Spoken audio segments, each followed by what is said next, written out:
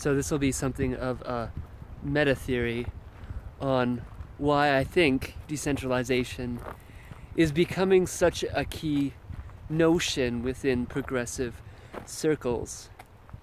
So a meta theory, in essence, is a theory built atop the other theory in some ways. So decentralization is the theory that we can distribute. In this case, what I'm going to really kind of focus on to some degree is values and governance, and distribute the power of governance a lot more than is presently the case, as right now it's very centralized, and this seems to be a key throttle point for a lot of power struggles that our society seems to be facing at this present moment.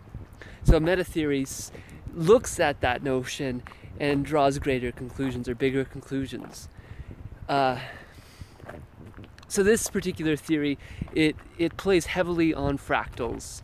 And if you've been following for some time, this might sound reminiscent of earlier ideas. So the idea here is that the interior space of a being might follow something of a pattern. I won't say exactly predictable, but I will say that there is a quality within the boundaries, potentially, of a sort of kind of predictability.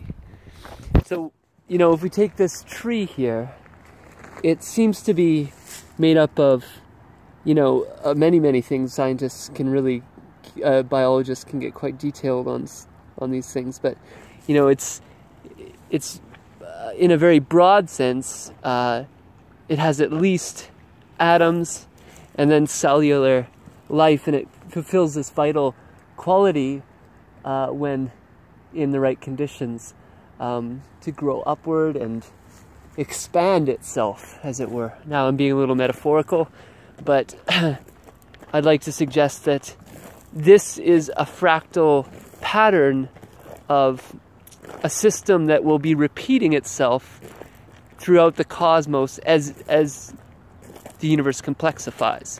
So complexity is an important notion. Complexity is this notion that almost seems to contradict the second law of thermodynamics, right? Where that law seems to suggest that the universe is winding down. That if you leave a cup of hot water out, it will cool to the temperature of the surrounding area. And that, you know, this cosmos, because of its expansionary qualities according to the traditional cosmology, is going to burn out eventually. Everything's going to die, is a kind of mainstream notion. But at the same time, there's this, you know, world around us that is complexifying. And I pointed to a building. I don't think that necessarily is more complex than a tree, but it is an artifact that is actually kind of complex, built by human minds. The particular lineage of complexity here that I am looking at maybe reflects in particular the patterns that are inbuilt in this whole evolutionary process, so that we take into account the previous systems, or transcend, or include, but also transcend those systems. You know, so within me, I have cellular life that was, you know, in some ways built by that evolutionary process of vital life, those trees. But I also have a reptilian brainstem, which was developed, it seems, in some ways by those reptiles that were living millions of years ago. And then this limbic system that sits atop it, if the triune brain theory is somewhat accurate. And that seems to allow for emotions, where the reptilian brainstem allowed for impulsivity. And then I have the complex neocortex. And I don't exclude the possibility that we can take artifacts and, you know, include them into our brain-mind system, like Elon Musk is trying to do with the neural lace, right? This neural lace, if he succeeds, even according to his thinking, is kind of the fourth rind. So the triune brain theory, as I just noted, has the reptilian brainstem, the limbic system, and the complex neocortex. And he's talking about the fourth rind, which would be the brain-computer interface. And I don't think he's far wrong with that. We might get to a place where we can organically create something that transcends but includes our neocortex, that is more, compatible with our body-mind than maybe a brain-computer interface. But either way, it seems to be something in which the direction of the evolution is somewhat, for better or worse, being taken into the hands of man. And so we have, prior to that, the cellular life and the matter. And I call those kinds of proto-minds, even minds, because they have sort of an autonomous arrangement that they kind of follow. Now, the boundaries of, particularly splicing up where a mind ends and begins, it's maybe somewhat arbitrary, but there does seem to be profound differences or distinctions between, say, matter, vital life, reptilian brain stems, limbic systems, complex neocortex, and probably this brain-computer interface that's coming quite soon. So if those are kind of 6 very broad distinctions, I'd like to propose that things like spiral dynamics might be, so this is a theory about values, so that our values complexify. And this is, again, in the human domain.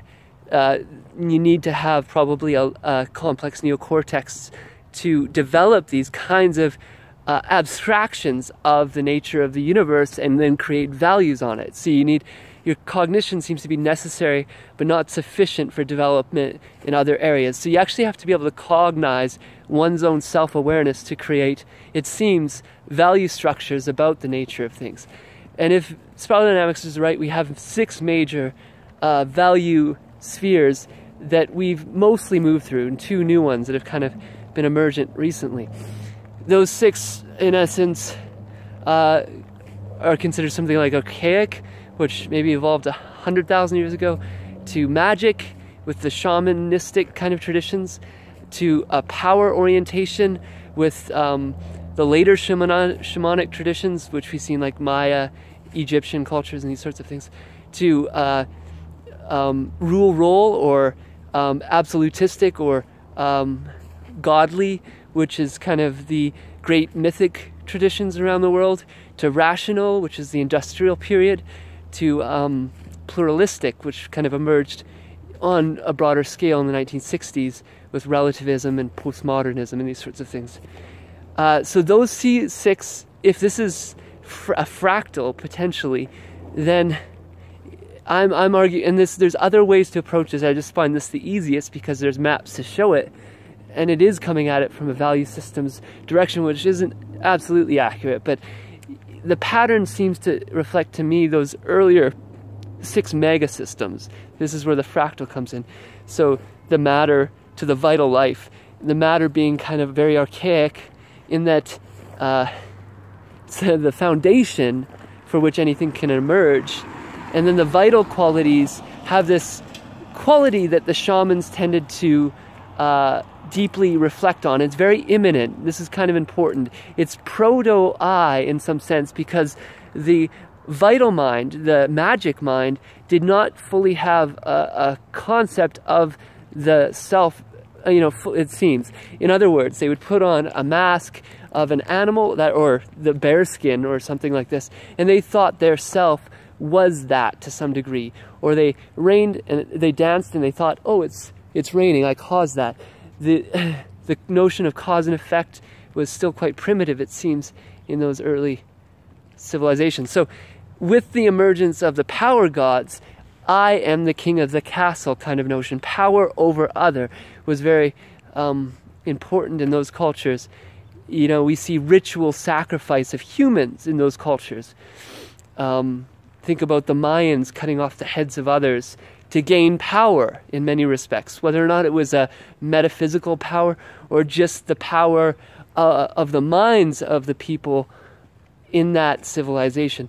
And then with the great religious traditions, we did away with a lot of those ritual sacrifices. Slavery was indeed still common, but it was not usually condoned, at least in sort of any public sense, to do that, because at least, again, the public sense, we bowed to God, something transcendent, something bigger than ourselves, and that if we put our impulses off, we might in fact reach heaven, was the notion that was common and I think importantly instilled in the consciousness of men, women, 5-ish thousand years ago.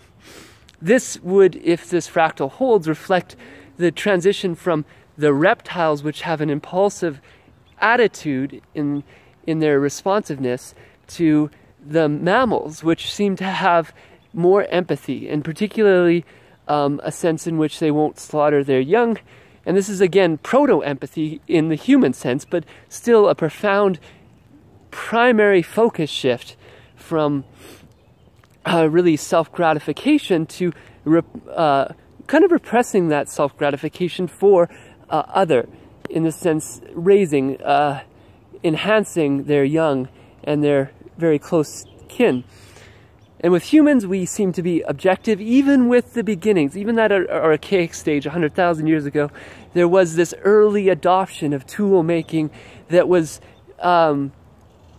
profoundly more complex, at least, than even the primates. Well, I mean, that's maybe relative, but, you know, it was still slow, of course, building these stone tools and then, you know, wheels and these sorts of things. It was very slow and then exponentially faster as we progressed through time. And then with computers, we are taking the brain-mind system in many respects, and we are prototyping it and iterating on it, and we're making new brains that not only we can enhance ourselves with for better or worse. Not saying this is necessarily good, but this is where it seems to be going. And, you know, mind itself becomes a quality or characteristic that we are augmenting.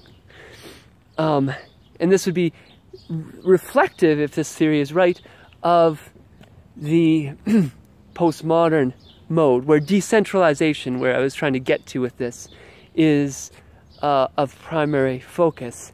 So the notion of decentralization, although very primitive in its kind of hippie form, was important to the kind of spreading of notions of love and these sorts of things. In the context of the human situation, it seems we adopted government structures for purposes of safety and these sorts of things. It was requisite in the context that we were in, especially 10,000, 3,000, even a few hundred years ago. But that has been outmoded in many respects by the capacities through these computer technologies in particular to interface with people in an organizational way such that we can make distributed decision-making in a very sophisticated way. And this is, if my theory holds, it's going to be a fairly elaborate opening into that. And that would be, in some sense, this 6 mega system that's opening potentially right around now. And I think in particular through things like cryptocurrencies, where the adoption of this centralized system was, you know, made manufactured through 10,000 years ago, where we traded tokens of gold or whatnot. And now we can create value systems that reflect what we want as exchange of value amongst small groups that we want to participate within. And then with other groups, we can have other value exchange systems. And so the monetary system becomes far more decentralized than the present central banking structure. Again, central being key. They control the means of finance in that sense, and this is opening it to a bigger world. I don't know, if you will.